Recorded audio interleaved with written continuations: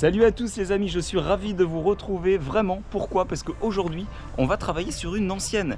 Et ce n'est pas assez commun chez moi, vous le savez, j'en fais quelques fois. Mais en général, je traite souvent des hypercars, des véhicules électriques, c'est la tendance actuelle bien sûr. Mais les anciennes, ça se fait plus rare. Et là, en l'occurrence, je suis vraiment content puisque cette voiture-là, elle est rarissime. À mon avis, il y en a peu parmi vous qui l'ont vue, qui l'ont croisée. Elle est très ancienne. Vous allez voir, elle est très atypique, mais les formes, elles sont à tomber. On va dans le local, je vous la présente. Regardez-moi cette beauté, les amis. Vous vous rendez compte, cette voiture, mine de rien, qui date de 1974, elle a quasiment 50 ans. Alors, on voit vraiment les lignes des carrossiers d'époque. Hein. Elle a été, je crois, taillée par Berton, celle-ci. Il s'agit donc d'une Alfa Romeo Montréal de 1974, les amis. Regardez un petit peu. La tête de la voiture, elle est quand même superbe. Elle est atypique. Alors, on aime ou on déteste. Moi, j'adore ce qui est ancien. Et je trouve que là, on est vraiment en face d'une carrosserie, d'un carrossier. On voit que c'est taillé, c'est étudié, c'est atypique, c'est superbe. Et je sais pas vous, mais j'ai l'impression qu'on retrouve un petit peu les lignes d'une Lamborghini Miura. Regardez la retombée de pavillon, même l'avant au niveau du pare-brise qui est très incliné. On a l'impression qu'on est vraiment sur une Lamborghini Miura. Donc elle est vraiment, enfin moi en tout cas, je la trouve vraiment superbe. Vous me direz ce que vous en pensez. Mais de toute façon, c'est une première pour moi. J'ai encore jamais traité d'Alfa Romeo Montréal. Qui plus est dans une teinte comme celle-ci, donc un blanc opaque. Qui lui va bien. Je trouve d'habitude je suis pas très blanc sur les anciennes, mais là je trouve que ça lui va quand même assez bien. Regardez aussi l'intérieur qui est dans un superbe état, mine de rien, assez spartiate mais quand même assez sympa. Le volant tulipe là, avec le cerclage bois vraiment cool. Les sièges, je trouve qu'ils ont vraiment très bien vieilli. Je ferais que je demande aux propriétaires, mais je pense qu'ils ont dû être refaits. Allez, on s'immisce à l'intérieur maintenant, regardez. Les moquettes, bon, il y aura besoin d'un petit coup de nettoyage, hein, bien entendu, on est là pour ça. Mais voilà, l'intérieur, c'est une autre époque. Alors, qu'est-ce qui m'a été demandé sur cette Alfa Romeo Montréal? Eh bien, écoutez, au final, j'ai envie de vous dire pas grand-chose, dans le sens où le client souhaite simplement la protéger durablement. J'ai eu la chance de pouvoir traiter sa Jaguar Type E il y a quelques mois de ça. Il était vraiment ravi du travail et du rendu, du traitement céramique.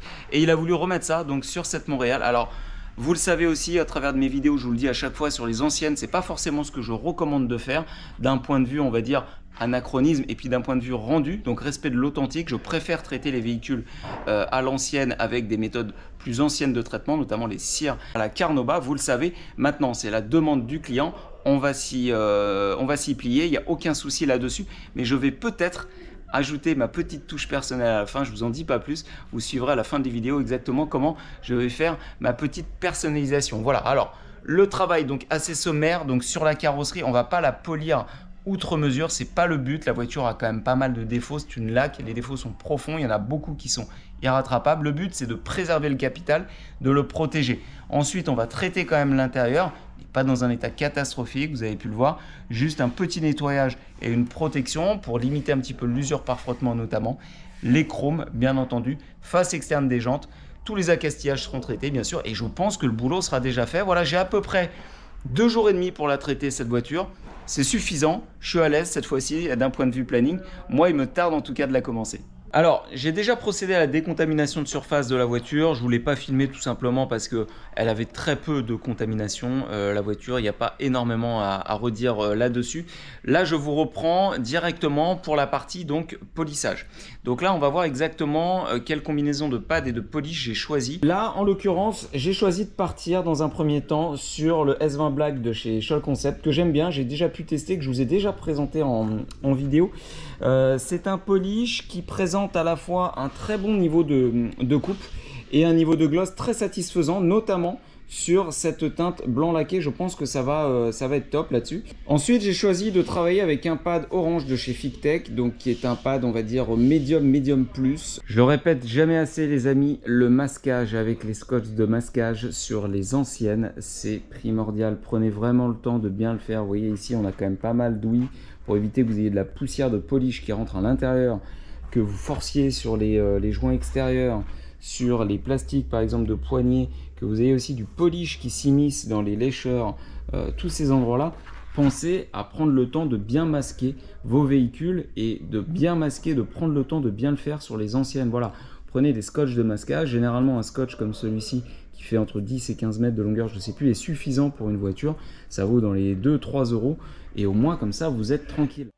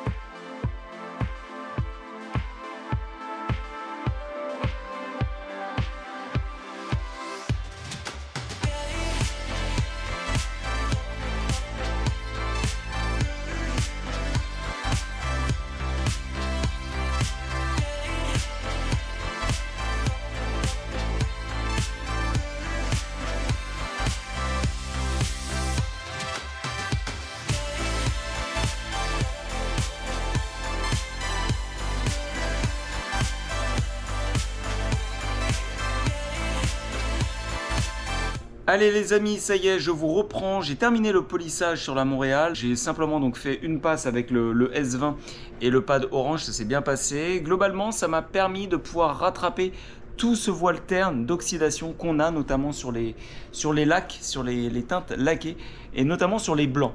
Alors sur le noir ça se voit peu, sur les rouges, les choses comme ça et le blanc notamment ça se voit plus.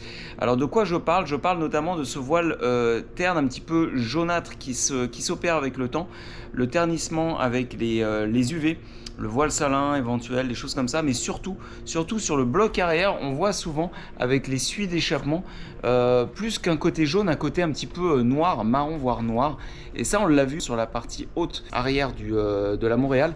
On a vu qu'il y avait un 50-50 qui était quand même assez violent. Il y en avait aussi sur le bas de pare-choc, il y en avait aussi, c'était assez flagrant sur le bloc avant, assez curieusement, mais on en avait pas mal sur le bloc avant.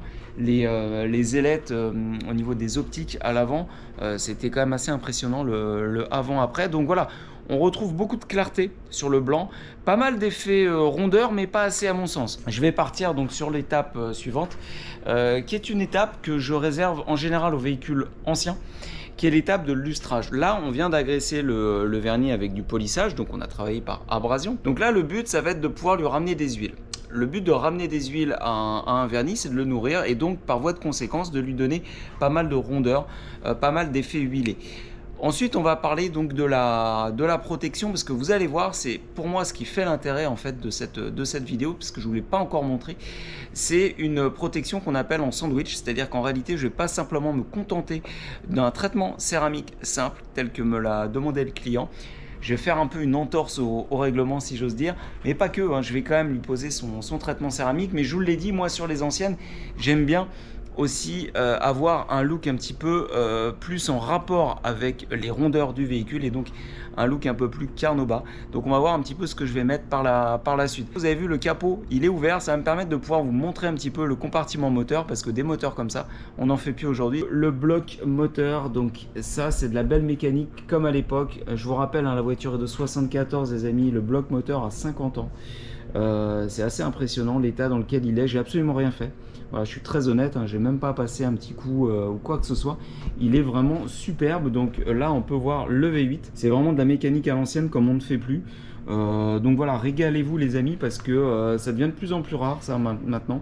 On n'a plus grand chose, ou quand on a encore des moteurs thermiques, et c'est caréné de partout, on a des caches en plastique partout. Là on a vraiment le strict minimum. Certes on a la boîte à air, mais le reste voilà, c'est à la vue de tout le monde. Donc voilà, j'avais quand même envie de vous montrer le compartiment moteur. Alors je vous parlais de l'étape lustrage il y a quelques instants. Donc en l'occurrence je vais utiliser un glaze, un lustreur sur cette peinture.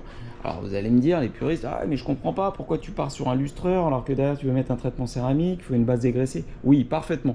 Pour autant, ça ne me dispense pas d'appliquer une couche de lustreur en amont. Pourquoi? Puisque moi je ne sais pas exactement ce qui a été fait sur cette peinture par le passé. Tout ce que je sais, c'est que le vernis était très terne. Là on voit, il a repris énormément de rondeur, énormément de brillance si j'ose dire. Donc moi le but c'est de pouvoir en fait lui redonner davantage d'huile pour lui accorder un look encore plus en rondeur. Mais derrière, bien entendu, je passerai par une étape dégraissage. Je vais laisser les huiles encore agir pendant toute la nuit et ensuite je passerai un petit coup d'eraser, donc solution à base d'alcool IPA, pour pouvoir redégraisser l'intégralité du vernis avant de passer ma couche de céramique. Je vais partir sur la Crystal Serum Light comme à mon habitude. J'aime beaucoup cette céramique là. Alors on a de la brillance pure, c'est pas forcément ce que je recherche, mais on a surtout une facilité d'application, d'essuyage et une très bonne durabilité et résistance chimique. Voilà, donc ça c'est ce que souhaite le client. Donc je vais partir sur ce traitement céramique là, mais derrière la petite nouveauté les amis, c'est que je vais la tauper cette couche là avec une couche de Carnauba et on va voir laquelle. Je présente 3 cires que j'affectionne tout particulièrement. Alors la Concorso, vous le savez, c'est une de mes cires préférées. Elle a un look huilé superbe, durabilité assez mesurée pour autant. Donc on va pas non plus aller chercher de la performance sur la durabilité. J'aurais pu choisir cette cire là, comme j'aurais pu choisir aussi l'Utopia. L'Utopia, vous m'avez déjà vu la mettre sur certaines voitures, excellente cire, chargée au téflon. Donc là, le problème c'est que bon, on monte en degré de Carnauba, mais on a une charge aussi téflon qui peut être intéressante sur la voiture, mais c'est pas forcément ce que je recherche. Non, là je vais vous montrer une troisième cire que je me suis offert personnellement il y a très peu de temps, qui est la Mystery. La Mystery, c'est une cire qui devient de plus en plus rare en fait à trouver, voire qui est quasiment introuvable, uniquement sur demande. C'est une cire qui avait été créée initialement pour la collection d'automobiles du fondateur historique de Swisvax, qui était Monsieur Hans Wanders. Donc avec une formulation vraiment spécifique, une cire très dure en surface. Je crois qu'on est dans les 53-55% de Carnauba, il faut que je vérifie, 55% de teneur en Carnauba. Une cire relativement dure en surface, uniquement applicable avec un pad d'application et non pas à la main, contrairement par exemple à la Concorso qui est beaucoup plus soft on va dire. Mais pourquoi j'ai choisi cette cire là les amis? Tout simplement parce que j'avais vu quelques fois, j'ai jamais eu l'occasion hein, de la tester sur un véhicule blanc, mais j'avais vu un rendu une fois sur un forum anglais d'une application sur cette teinte là, donc une teinte blanche opaque. Écoutez, le rendu il était vraiment splendide, j'avais un effet huilé qui était vraiment dingue, beaucoup de chaleur, et c'est ce que je recherche un petit peu sur le rendu. J'ai envie de partir sur cette cire là. Elle est pleine de promesses, si j'ose dire. J'ai envie de me faire plaisir aussi. Alors, on aura donc la base céramique pour la résistance, la durabilité, mais on aura donc la Mystery de chez Swisvax qui sera là pour le look, pour donner cette petite touche qui manque, je pense, à la céramique sur ces véhicules-là. Et bien, la pose sandwich, en réalité, c'est une pose superposée entre la céramique, et la Carnauba. Je vais laisser la pose de céramique, je vais la poser quasiment demain matin à la première heure, et je vais laisser à peu près 48 heures avant d'appliquer ma Carnauba. Idéalement, je vous recommande quand même un durcissement de la couche de céramique. 72 heures, c'est pas mal, c'est 3 jours. Idéalement 4 jours, c'est encore mieux. Voilà, ça permet vraiment au traitement céramique de durcir à cœur. Et ensuite, je viendrai topper tout ça avec donc la couche de Swisvax Mystery. Là, c'est vraiment pour me faire plaisir et aussi faire plaisir au client accessoirement, puisqu'il aura à la fois de la résistance chimique, de la durabilité, mais aussi ce look un petit peu concours qui est vraiment propre à la Carnauba.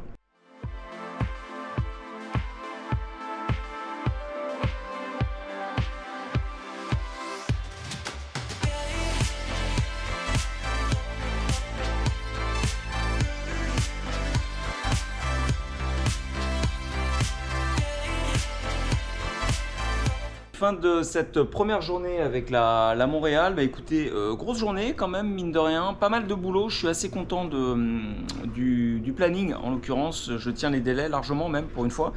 Je vais pas être trop pressé. J'ai passé donc la couche de glaze. J'ai effectué le traitement en céramique des roues, donc vous m'avez vu travailler avec le Fictech Rims. J'aime beaucoup cette céramique pour sa durabilité, sa résistance et surtout l'éclat qu'elle donne sur les jantes, donc là ça lui va à merveille. J'ai passé aussi le dressing pneu, j'ai commencé aussi à faire les chromes, il y en a beaucoup sur cette voiture comme toutes les anciennes en l'occurrence, toujours énormément d'accastillage et mine de rien il faut le faire parce que si vous ne le faites pas, ça fait un peu désordre, ça fait pas terminer. Voilà, donc demain comme je vous l'expliquais, dégraissage complet en bonne et due forme avec une solution à base d'alcool IPA. Ensuite, je vais passer la couche de Crystal Serum Light et le surlendemain, je passerai donc la couche de Mystery sur la Swissvax. On s'intéressera demain certainement aussi à l'intérieur. Je vous ai parlé d'un petit nettoyage et d'entretien du cuir. Puis globalement, on sera à peu près bon sur cette Montréal. Regardez déjà le lustre qu'elle a repris la voiture. On commence à avoir cet effet un petit peu huilé là que je recherchais, normal. On est sur un glaze simple et unique pour l'instant. On n'a pas encore passé de céramique, mais voilà, c'est in fine un petit peu le rendu que je souhaite avoir sur cette belle et ancienne voiture. J'aime bien ces jantes qui sont certes un peu simplistes, qui rappellent un peu les jantes de 205 GTI. Je me faisais la remarque tout à l'heure. Moi j'aime bien, c'est assez simpliste mais ça va bien avec le look alpha. En dressing pneu, j'ai mis le Dark Side de chez CarPro que j'aime bien, avec un léger buffing derrière. On a un look qui est pas trop brillant. Vous voyez aussi les échappements qui ont vraiment une forme assez atypique. Donc je les ai nettoyés, je les ai traités aussi à la Rims de chez Fictech. Il faut savoir qu'on peut le faire, pas de problème, c'est un traitement céramique haute température.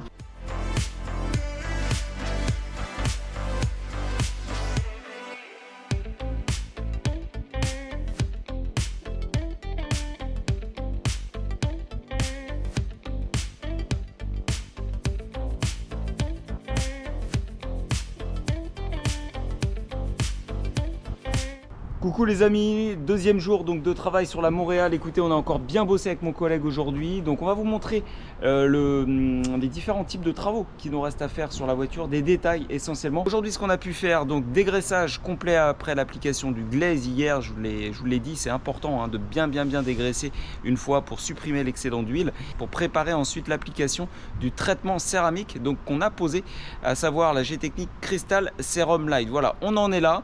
Ce qui nous reste ensuite à faire aujourd'hui, donc ça va être de rappliquer quelques petites retouches. Vous allez voir sur les grilles en bas de pare-brise, en l'occurrence, il y a des petits manques de peinture sur les grilles. Vous voyez, il y a quelques petits impacts qui ont malheureusement donc martelé la grille et qui ont créé donc des pertes de teinte. Alors j'ai un noir mat qui va s'approcher assez bien donc de cette teinte là. On a déjà fait quelques tests, donc on va s'employer à rectifier tout ça. La repigmentation notamment de ces plastiques là qui étaient pas mal défraîchis, donc sur les poignées de porte on voit quand même le rendu en 50-50 qui est assez parlant, qui est assez probant. Donc ça vaut le coup de le faire sur les anciennes.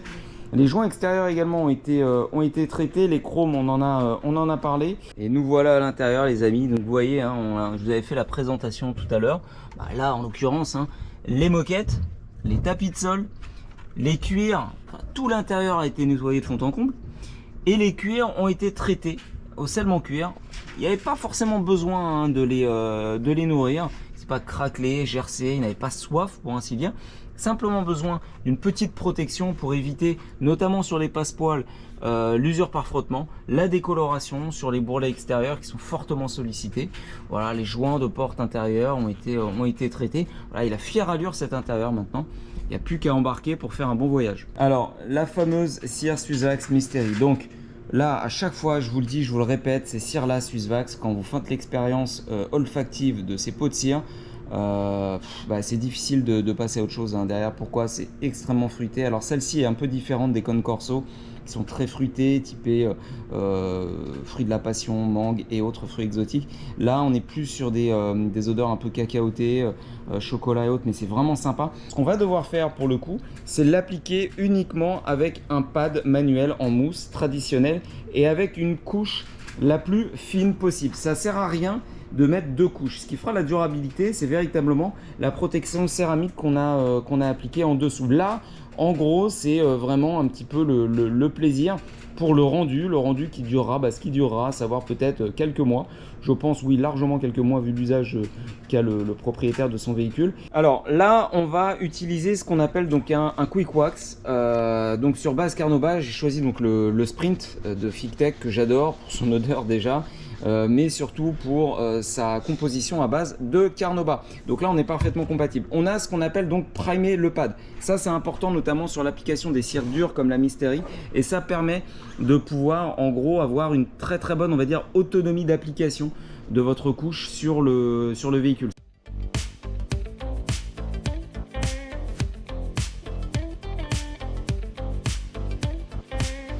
Donc n'oubliez pas d'appliquer le produit en fine couche et de bien tirer. Au début, vous allez toujours être un petit peu gras sur l'application, c'est parfaitement normal. Mais n'hésitez pas à parfaitement overlapper votre application, hein, c'est-à-dire que la couche précédente, vous la recouvrez un petit peu aussi. Mais surtout, n'hésitez pas à revenir sur les premières zones d'application pour bien tirer, bien étaler votre couche. Vous voyez ce que mon collègue a mis sur le pad, ce qui était vraiment pas énorme. Ça va nous permettre largement de pouvoir traiter toute l'aile arrière du véhicule. L'erreur, voilà, quand on applique une Carnauba, c'est de vouloir en mettre de trop, de surcharger en se disant bon de toute façon, ça sera plus durable, ça sera plus joli ou autre. C'est faux. Ça ne pénétrera pas plus la surface. Vous allez tout simplement perdre du produit en essuyant le surplus. Sachez qu'il existe aussi sur l'application des cires naturelles des techniques qui permettent de doubler l'application des couches sans attente. Il faut savoir qu'en général, sur l'application d'une cire de couche naturelle, lorsque vous voulez mettre une deuxième couche, et je vous recommande de le faire si vous souhaitez opter uniquement pour cette protection-là, il faut attendre à minima entre 4 et 6 heures entre chaque couche. Ce qui est assez limitant, c'est ce qui permet en gros de pouvoir faire bien pénétrer la deuxième couche sur la première. Voilà. Il y a des techniques qui existent, notamment ce qu'on appelle le speed shining. Donc c'est une technique qui était utilisée à l'époque dans les armées, notamment sur le cirage des bottes en cuir et autres. C'est des techniques qui permettaient en gros de pouvoir appliquer plusieurs couches de protection sur les supports. Là on peut le faire sur de la cire à la Carnauba. Alors il faut maîtriser un peu le process. Il faut utiliser des quick detailers qui sont refroidis et ça permet de pouvoir quasiment enchaîner sans essuyer en fait vos couches de cire, et de pouvoir créer un gloss, enfin plutôt un rendu encore supérieur. Une meilleure durabilité. C'est des techniques assez poussées. Là le but c'est de ne pas la mettre en œuvre. Je vous l'ai dit, je ne cherche pas uniquement à doubler ma couche de protection simple qui serait de la cire à la Carnauba. C'est juste pour le look, donc une seule couche va suffire.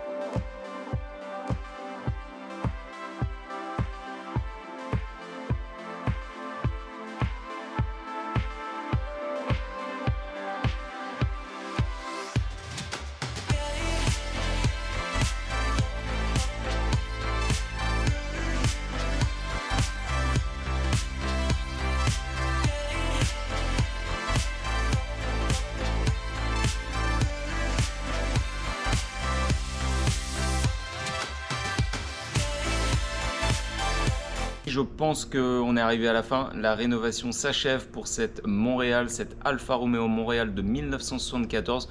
En tout cas, moi, ça a été vraiment un plaisir de traiter cette voiture. Comme à chaque fois que je traite un véhicule ancien, en l'occurrence, c'est toujours un moment un peu privilégié que j'apprécie tout particulièrement dans mon métier. Quand vous faites ça sur une ancienne, je sais pas, vous avez l'impression de participer un peu à l'histoire du véhicule, le remettre un peu au goût du jour. C'est toujours un moment très important dans la vie d'un detailer, et c'est ce qui fait vraiment l'intérêt, je trouve, de ce métier, puisque on redonne un peu une seconde vie à un véhicule. Certes, on part d'une base existante, on ne refait pas une peinture, c'est pas notre rôle, mais on essaye de magnifier un petit peu l'état original, et c'est ce que j'ai réussi, je pense, à faire, en tout cas sur cette voiture. Je suis particulièrement satisfait de mon choix de l'application de la couche de Swiss Wax Mystery sur la voiture. Le rendu, il est juste exactement ce que j'attendais, c'est-à-dire qu'on gagne en rondeur, en effet mouillé. On a véritablement en fait le look d'une patine ancienne. C'est ce que je recherchais sur cette voiture, tout en gardant en tête le cahier des charges du client, qui était quand même une base céramique pour la durabilité. Certes, il va l'avoir, mais il aura quand même un look qui est beaucoup plus en raccord avec l'époque du véhicule. Donc voilà, ça c'est en tout cas une technique que je vous recommande de faire. Quelques chiffres, 2 jours et demi de travail sur cette voiture. Donc sur les différents postes de travail, tout cumulé à peu près. Pour un budget d'à peu près, je crois, dans les 1006 ou 1800 TTC clients. Il faudrait que je vérifie, mais je crois qu'on est sur ces bases tarifaires là. C'est pas un travail de fond non plus, hein. J'ai pas fourni une correction ultra profonde, d'une parce que ce n'était pas demandé par le client, et de deux parce que ce véhicule là, je vous l'ai dit et je vous le redis, la peinture est complètement imparfaite. Si on souhaitait vraiment avoir une peinture absolument nickel, il faudrait repasser par la casse peinture. Il y a des défauts profonds, il y a énormément de mastic sur la voiture. C'est une voiture qui vient des États-Unis, il faut le savoir, et en l'occurrence là-bas c'est Légion, les véhicules qui sont souvent mastiqués avant d'être remis en peinture. Donc j'ai tiré des épaisseurs avec l'épaissimètre qui dépassaient les 1600 voire 2000 microns pour vous dire, donc 1,6 voire 2 mm d'épaisseur globale, ce qui est énorme. On avait des défauts, donc des rayures, des traces de ponçage sous vernis, sous peinture même, donc ça ce sont pas des choses qu'on peut rattraper. Voilà, le but de cette vidéo les amis, c'était de vous montrer ces nouvelles techniques, notamment vous montrer la voiture bien entendu, puisque ça je ne sais pas, mais vous qui me regardez, vous qui me suivez, vous êtes à mon avis très peu à l'avoir rencontrée, à l'avoir vue même de vos propres yeux. Cette voiture elle est très rare, donc c'est aussi l'occasion ces vidéos de pouvoir un petit peu voyager au travers du monde de l'automobile. Donc là une Alfa Romeo ancienne, c'est pas quelque chose qu'on voit souvent, et en l'occurrence même moi, c'est pas des voitures que je traite régulièrement, donc c'est toujours agréable à regarder. J'espère que ça vous a plu en tout cas à ce niveau là. Puis c'était l'occasion surtout cette vidéo de vous montrer des techniques un peu nouvelles, notamment donc l'application d'une cire à la Carnauba par dessus une céramique. Je sais pas si vous étiez au courant que ça pouvait se faire, mais ça peut se faire, ça se fait très rarement, mais c'est vraiment un peu une méthode un peu puriste si j'ose dire. Puis surtout de mettre aussi en avant un petit peu l'intérêt d'une Carnauba, notamment l'intérêt visuel. Voilà, on perd un peu ça de vue aujourd'hui. Je trouve ça un peu dommage dans le detailing moderne si j'ose dire, au profit donc des traitements nanotechnologiques, traitements de dernière génération qui sont toujours plus durables, plus résistants, tout ça certes, mais quand on a des véhicules comme ça qui roulent assez peu au final, qui sortent uniquement par beau temps, les choses comme ça, on peut se faire plaisir avec des cires naturelles simplement. Il n'y a pas de honte, il n'y a pas de restriction à ce niveau là. Ça permet d'avoir un look vraiment superbe, en accord avec aussi ce qui se faisait à l'époque du véhicule, donc il y a 50 ans pour celle-ci, pour le coup. Donc les traitements nano ça n'existait pas, donc c'est toujours bon aussi à prendre, et moi je prêche un petit peu pour ne pas oublier justement ces cires à la Carnauba, qui sont les fondements même du detailing. Moi j'ai commencé avec ça il y a plus d'une quinzaine, voire même maintenant quasiment une vingtaine d'années. On connaissait rien d'autre, et c'est pas pour autant qu'on faisait de mauvaises réalisations, on en faisait des belles, on se faisait plaisir, et c'est toujours plaisant d'appliquer ces protections là. Voilà, en tout cas les amis, j'espère que cette vidéo vous a plu comme à chaque fois. Désolé de ne pas pouvoir en ce moment vous en proposer davantage, mais mon planning est complètement surchargé, mais quand je le fais c'est toujours avec passion, avec bonheur, avec joie. Donc j'espère en tout cas qu'au travers ces quelques minutes vous avez pu partager mon travail et ma passion. Je vous dis à très vite en tout cas pour de nouveaux projets, et je vous souhaite un très bon detailing à tous. Ciao les amis.